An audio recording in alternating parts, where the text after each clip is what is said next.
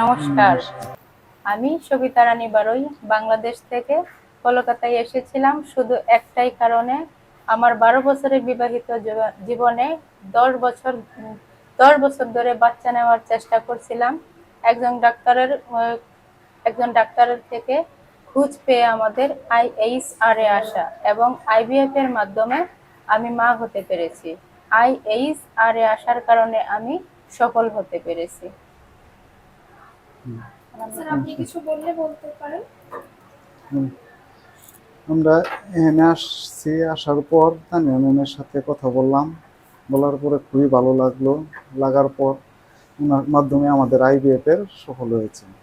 বিশেষ করে তানিয়া ম্যাম খুবই ভালো, এবং কি সাথে সহকারী ছিলেন নীলাঞ্জনা ম্যাম, এবং কি সীমা ম্যাম আছে, পল্লবী ম্যাম আছে। ওনাদের সার্ভিসটা খুবই ভালো। আমরা আজ পর্যন্ত কোনো হসপিটালে এরকম সার্ভিস পাইনি।